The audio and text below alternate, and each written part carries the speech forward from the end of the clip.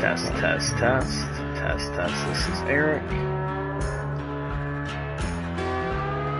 Oop. Looks like it's on. Okay. Can you hear you? Test, test, test. Hello?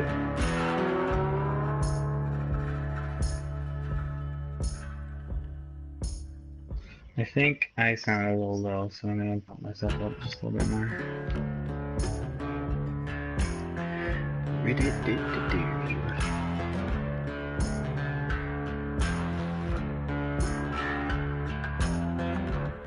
Hello, hello.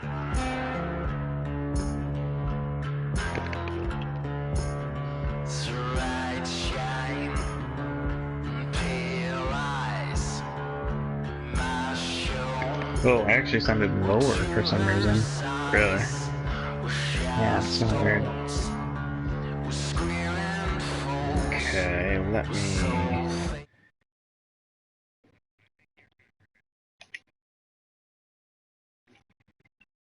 Right. You left the application, so the microphone audio is being broadcast. Yep, that's fine. I just want to make sure your audio's okay.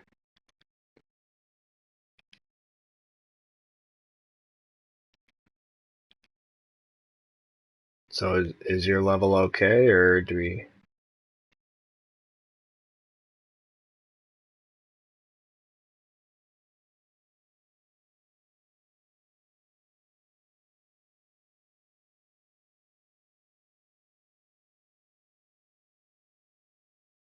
No?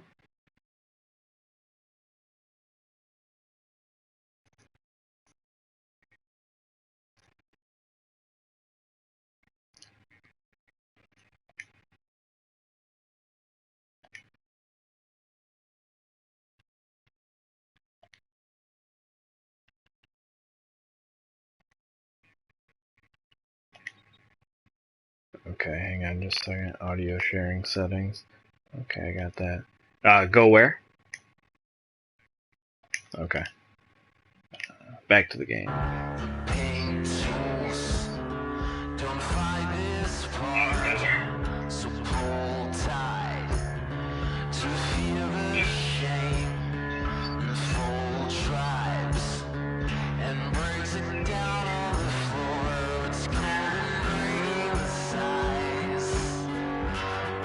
Hello.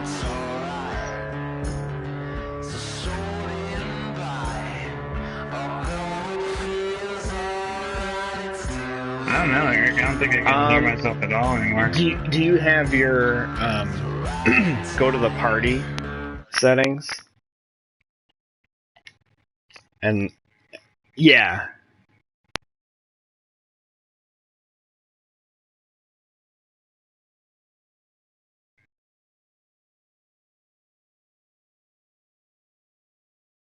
So yeah, if you have it set to always allow, and then your audio's up on your microphone, you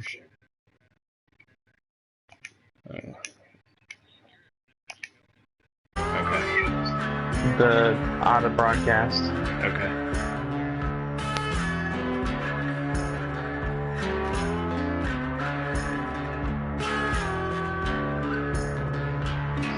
Okay, that's perfect. Did that fix it? Yeah, it fixed it. Okay.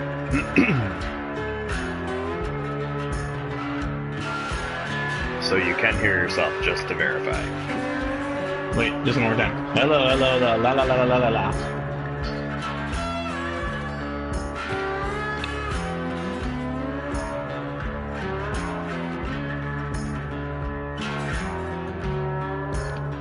Yep, we are good. We are good. Okay. I can watch now. Yay! And you can watch, so you can see? Yes. Okay. So, we are going to start in 3, 2, 1. Alright, we are back to part 2 of August PlayStation Plus free games of the month. It is time for some Rebel Sky.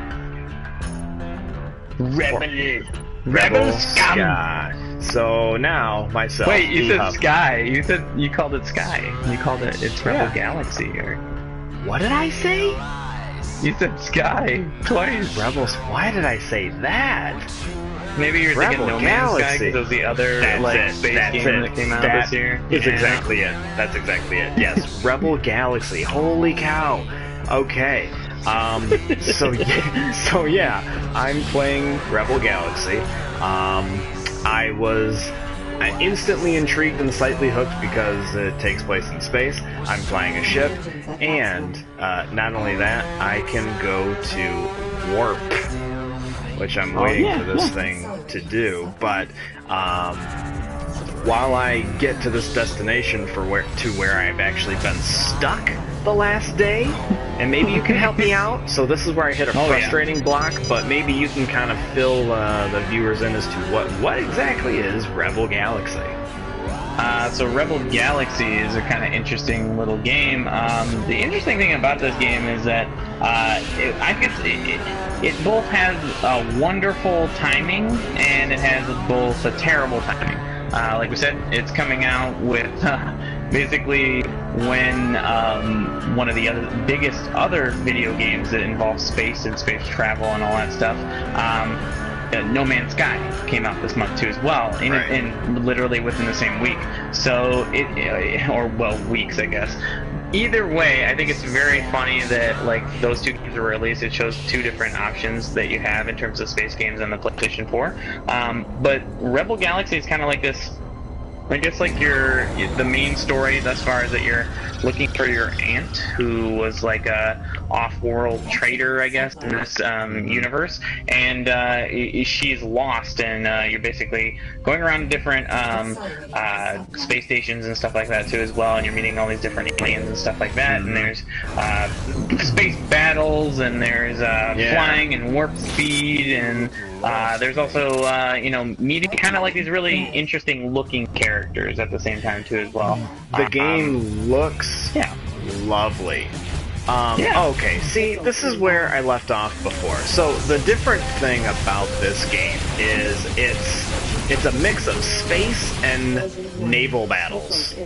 Like I'm using broadside cannons, as it were, and you'll notice I'm doing absolutely positively no damage to this dude in any way, shape, or form. And I did this, and the funny thing is supposedly... Wait. Oh, okay. This one... is this a bad guy, or is this actually like... This as the story went, I had to find this guy because he had him...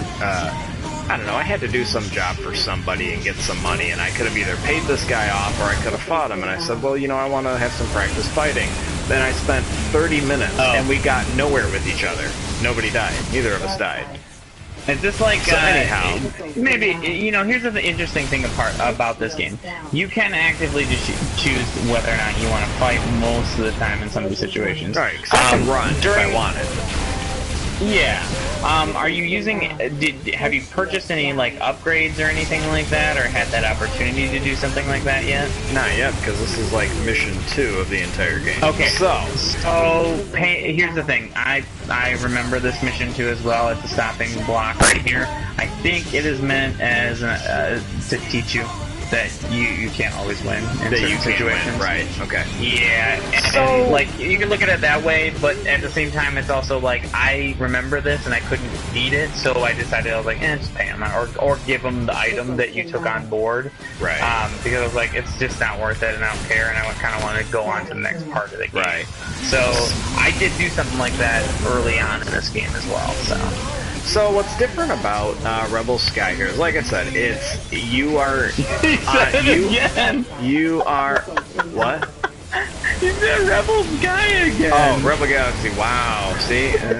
Okay, in a nutshell, that means you should play No Man's Sky instead, because that's really what this means. Okay, but anyway, so when you're playing this game, you are essentially stuck on one plane. You can't move up. You can't move down. Yeah. You are stuck on one plane. So it's a novel idea, but at the end of the day, it's really stupid because it doesn't make sense because you're in space, for crying out loud. So, but I haven't completely written it off because, like I said, I've got to upgrade things. And look, apparently these guys just came out of nowhere, and I have no idea where they came from. Oh, no, exactly. but I was kind of amazed at how great this game looks. Like the characters and the aliens, like it looks impressive. And we haven't talked about the one other thing though too, Eric, is that the soundtrack itself, it kind of makes this game a little bit too as well. I mean, it's very Western. Twangy guitar, Western style of music, and it's rock and stuff like that too as well. So it fits with the motif of what they're trying to, like this, you know, trader, bounty hunter kind of universe sort of thing. But you're right. Being forced to be on one plane for the most part does make it a lot harder. I would say that in this situation, once you get kind of past some of the moments where it's like, well, you can't win here. If you come back, it doesn't seem like the game saves too automatically unless you can actually complete something. So, in between missions, if you're still playing that mission or anything like that too, if you find that you're probably not going to be able to win or anything like that too, you either pretty much have to go back to the station and sell something or make something or play something else in terms of missions, or you have to upgrade your ship and get a better like gun or side cannon, or you also have like a deflector shield that you can put on the outside of it too, and you can upgrade that. So I will say it did take me a little bit to kind of get used to that. I think you have already probably played a lot more of this than I have up to this point too as well, because I haven't really. I mean, I've traveled around a little bit. I've done the warp speed, and that stuff is pretty cool looking and everything too. And again, that's what we're talking about. There's like the coolest part is that it's pretty simple when it comes down to it, and it's really just about flying around, capturing stuff, destroying spaceships and fighters. And as somebody who's been spending a lot of time with No Man's Sky over the last couple of days, and I wrote a review on gamesandgimmicks.com, so feel free to check that out. But basically, with that game, the space battles and stuff like that are almost completely something to be avoided. Just because it's not really that fun. It's fun, but there's a conflict with we're talking about two different things here, Eric. Like, you have a 2D plane game that's space, and then you have No Man's Sky that's a first person you can turn anyway pretty much in this universe.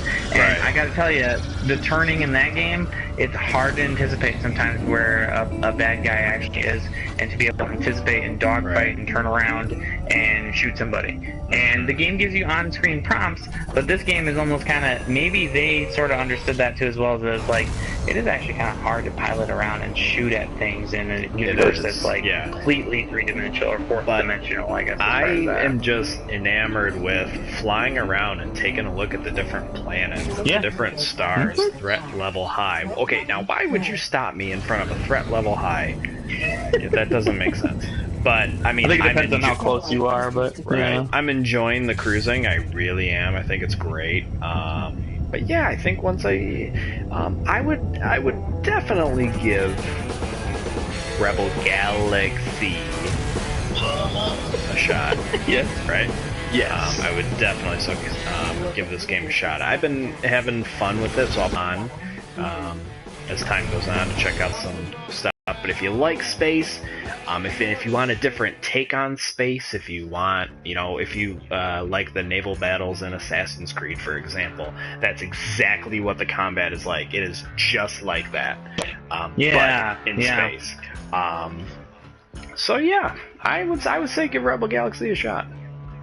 And I think take this as a good sign for things there too as well. PlayStation is one place where you're going to get surprisingly an option. You get an option within the same week, of two different space games, and you get they're pretty much completely different, because like No Man's Sky is pretty much about exploration. And I think we're coming to a point with video games, and this is a very important thing I think to talk about here too as well, is that video games are getting away from being completely and 100% goal-oriented. And in some ways, I'm completely okay with that, because, or not even necessarily goal-oriented, winning, right? Every game is about winning. You get to a point and you're like, I won! And I think we're in a generation now where finally, like, Well, you don't need, like, some stories will definitely not, you don't feel like you're winning, because if it's like a single player story, sometimes it might be dark and like horrible with, you know, some realistic ending, or you might play a game like RebelGalaxy, where essentially you're just flying around and shooting things and you're picking up stuff and you're avoiding other bad guys and meeting aliens. And in No Man's Sky, you're just basically going out and harvesting things to fuel your ship, and you're looking at animals and you're feeding them, and there's no real explanation of the reason why you do things in these games. You just go and you enjoy it, and that's kind of what it's supposed to be. It's exploration at its core. It's like, we want to go out and put our mark on this tiny little bit of a universe, which is a video game, and the only other people that are going to see it are other video game players. So it's interesting. We're getting cool concepts now in video games, and I just think it's like, you and I know about that whole multiplayer like mess where we talk about that, and like everybody makes a big freaking deal about whether or not I can play with my friends or like crap like that. Where it's like, there was a time where you just played the game and then you talk to your friends later and you go, "You can play this game." Like, that was a time. We need to get off the high we're on with the Call of Duties and the Destinies and even the Battlefront now. You know, it's like all about, everybody wants to do the multiplayer shooter or multiplayer something. And we've kind of plateaued on that stuff. We need to get back to single player experiences. This game is a prime example of it. No Man's Sky is a prime example of it. So I was really happy with the offerings this month. We talk about just two completely different types of games. Exactly. I thought RebelGalaxy, when I saw it, I had a misconception. I was like, you know what? I bet you $1 million this is a multiplayer game. And even at the main menu, let's see if I can get to the exit to the title here. When the main title screen came up, I immediately thought, this is a multiplayer game. Because it just showed me mass chaos right here. Well, I know you can't see it if you're listening to this episode, but check out our live feed. It's just chaos and fighting. I'm like, oh, this is like some live multiplayer match that's happening right now. But it's totally not. This is just the main menu to the game, but it's totally a single player experience. And I would say the other thing that's cool is that, like, you know, like, even to that end, like, we're a different age group, you know? We're the higher end of the 18 to 30, 35. We're not 35, but we're like, you know, we're both like 30. So, look at it this way, right? Our take on it comes from a background of, we played Nintendo, Super Nintendo, Genesis, all the things mostly that were all you in front of the screen and playing, and when you had time to play it, and when your parents basically told you can't play anymore and you need to go do something else. Go outside, for God's sake. So, you know, there was definitely, we come from that generation, that background of like, we love to be entertained by the solitary experience of playing a game all the way through. But there is something in coming back and saying to your friends, hey, have you checked out this game? And there used to be a dawn or time of being like, oh, I've never even heard of that game. Oh, holy crap. And it's like, you're excited because it's something that your friend played, but you're also like, you know, you've never heard of it, so what experience am I going to get from it? No two players are going to get the same experience from a game, but I hope that we keep continuing to make single-player games that are strong, and then, right, if multiplayer is your game, make the best multiplayer game that you can make, right? But don't I will say something about that. No Man's Sky is the director, the studio head, made the mistake basically saying that multiplayer was on the game in national television, like it was on Colbert, and he said it, and I think he said it because he thought that they could get it done before the game actually came out. And now the cat's out of the bag. Turns out you can't actually see everybody, and not all the stuff is at this, you know, I can't land on the same planet as you. But the game was never marketed as being a multiplayer game, so people also need to recognize that, like, hey, there's a lot of hype that comes around all this stuff. They've been talking about this game for like 3 years. So, you know, calm down, play the game, write a review about it. Hey, put your reviews out there. Right. If you're really that passionate about whatever you're thinking. Because comment board really doesn't mean anything, it's just an echo chamber of all these people saying the same things usually. Right. So I think, you know, you got a lot of cool options. I think, you know, PlayStation Plus still, again, showing variety between the different types of games. But I think we gotta, you know, in my opinion, Tricky Towers, I said no. That's just, and, you know, I don't think that's really for everybody, and I don't really think it's meant for anybody, honestly. Yeah, RebelGalaxy, really cool game, very beautiful looking game. I guess it was made by some guys by the Diablo. They used to work on Diablo and stuff there too. Okay. So yeah, I think that's a definite give it a shot in terms of RebelGalaxy. Right. All right. Well, let's kind of segue to a little conclusion segment here. Let's cap this off with a little bit of what you playing, man, or what are you looking forward to, man. So I know you mentioned a little bit about No Man's Sky, a little bit. What else, if anything, are you playing or are you looking forward to? Right now, No Man's Sky's pretty much been eating up all my time. I tend to give it about like 3 to 4 hours if I'm gonna play the game. Not each night or every night, but like, I play it every couple of days, and honestly, my game plan with that game is that if there's like all these quintillion planets and everything there too, I'm gonna spend maybe like an hour on a planet and then move on to something else. And I kind of jump around to wherever, and honestly, in terms of like gameplay, it's really something that you can't, I can't imagine playing it for more than a couple hours, because it does wear on you. You end up doing a lot of the same stuff, but it is cool when you meet interesting creatures running around, because think about it this way, you are honestly the first ones to see that form of that character. So that's cool. I love that. The spirit of discovery with this game is really, it's the best part. Like, I actually feel like I'm putting a mark on something. I can name planets and star systems based on shit my parents say that is ridiculous. Like, you know how your parents always have some, like, crazy, bizarre thing? Like, they'll say something and you're like, well, how did my parents, like, come up with that phrase or whatever? And I'm like, I'm gonna name my star system after that crazy thing my dad said. Or, like, you know, after, like, you know, a family member or something like that, too. It's really cool. But, you know, it's not a game you can play, like for 40 hours straight or something like that. It's not a game you're going to play, like, for 24 hours. I think you need, it does wear a little bit, and then you end up picking up something else.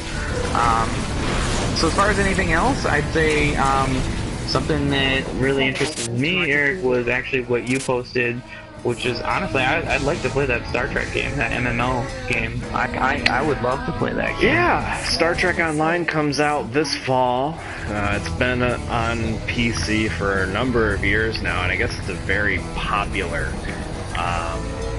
online game. And I wanted to try it, but I don't have a PC. I had a Mac, and I couldn't get Steam to work because PC gaming just kind of drives me nuts now. It used to be so easy back in the day. Now it's kind of a pain. So now it's coming out. Right. So now it's coming out for consoles, which is nice. Yeah, I'm really looking forward to that, and it's free, so you can't beat that. Yeah. I mean, you're gonna have to play for the bonus stuff or stories or what have you, but that's gonna be exciting. I finally beat the Stick of Truth. Nice. South Park: The Stick of Truth, because I pre-ordered the Fractured But Whole and got this game for free, so I didn't hit any of the game-ending bugs or anything at all. Awesome. So I was finally able to beat that. Very excited for the Fractured But Whole. That's in December. They had some gameplay footage come out. Looks hysterical. Cannot wait for that game.